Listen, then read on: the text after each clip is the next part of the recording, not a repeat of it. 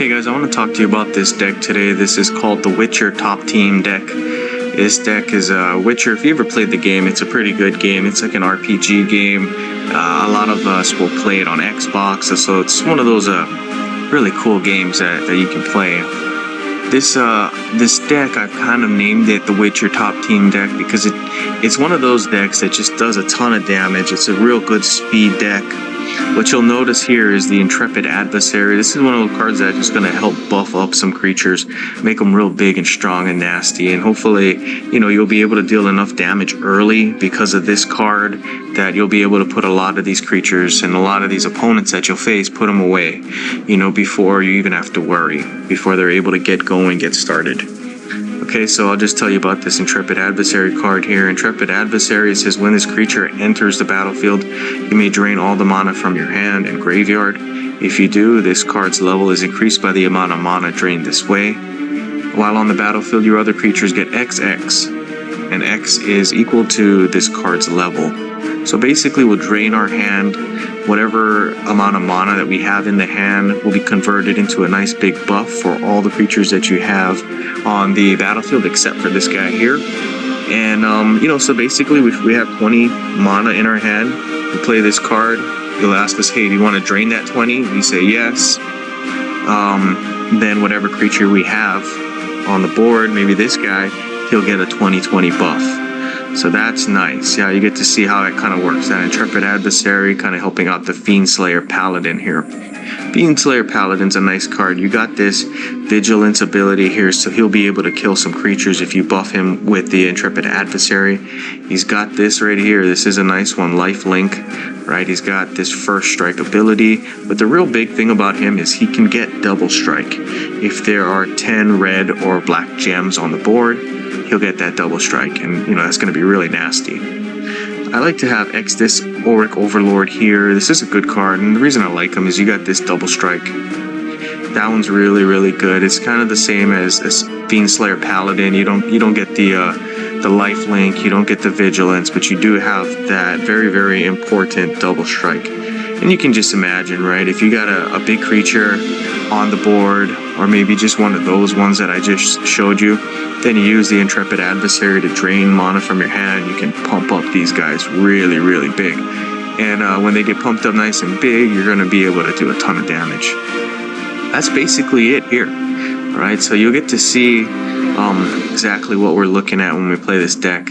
I like to use this card here. This guy is Gideon of the Trials. This is a very good Planeswalker when it comes to speed decks, and this is of course a speed deck. And the reason it's a good card for, the good Planeswalker for the speed is this ability here, this middle ability. It says target creature you control is exiled.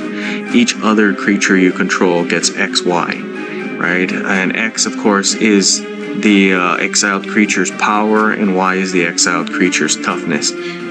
So really what it does, toughness and power +3, right? So really what it will do is it'll help you to get a big buff going for your creatures, and again, just help you to increase the speed of this deck. Now, you don't have to use Gideon of the Trials if you don't have him. He's one of the ones that I really like, but if you don't have him, that's fine too. You can use another white Planeswalker, or Planeswalker that has white. That'll do. Okay, we're going Mox Pearl first. Mox Pearl, of course, I'm sure you may know, at the beginning of your turn, your white mana bonus is increased by 2. This is the big part over here, the Mana Field ability. Basically, you trigger this ability, and the first white card in your hand gets full mana. So that's going to be huge if we can play that. Looks like we got some favorable cascades going on. I'm going to turn off the Overgrown Farmland here, and the reason is this. You can take a look at this first part here. It says when this support enters the board, if there are 10 or more green or white gems on the board, all the cards in your hand gain 5 mana, right? So we kind of want to play this one, but we don't want to play it just because we don't have enough creatures in the hand to really be benefited by that. So we're going to hold off. Okay, here we go. They're making some matches. Exodus is out. What we're gonna do is we're gonna move this up and move this to the first position. And the reason we do that is because we want to be able to move this. Well, actually, I'll tell you what, we'll move this in. It will trigger the monofield ability here for our first white card. And this one can take an extra 12. This can only take an extra 10. So, hey, might as well. There you go. That one is full. And wow, look at that. Nice mana cascades. These gems are falling nicely, kind of in our favor. And we're able to get some nice cascades out there. Okay, so now here's what we're looking at. We got a very pivotal part of this game. I just drew the Intrepid Adversary. This is a big card for this deck, okay? We don't have any other creatures on the board, so he's not going to be able to give anybody a buff. That is, unless we use this here. To summon the Initiates of Oketra, so we'll put that down. The Initiates of Oketra will come down, and I'll tell you what, we'll move this up. It will allow us to play the Intrepid Adversary. It's going to say, hey, did you want to drain your hand and your graveyard? I'm going to say yes. Looks like we drained 36 mana from our hand and graveyard combined. And you see what it did there, right? It gave the buff to the Initiates of Oketra. Now here's the thing. Any other creature that you play, like this one here, this Extus, the Ulrich Overlord, if we can play this guy, he's also going to get that buff. Right? So we got to see if we can find a way to get him down. It doesn't look like we can get him down now without some help. But hey, who knows, right? Okay, we'll go this, and we'll see if we can get a buff. Well, we didn't get the buff we were hoping, but hey, we got some moves here we're making.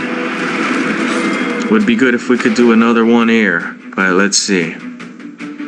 Alright, don't have anything as of yet that we can play. Kind of in a situation like this, what we want to do is be able to trigger something in this area. We don't have that ability right now, so we're just going to try to stir up as much chaos with those gems that are in that vicinity, so that hopefully we're going to be able to get some movement, kind of like we did there. Yeah, we got some movement in this area with the gems. It was enough to create something for us here.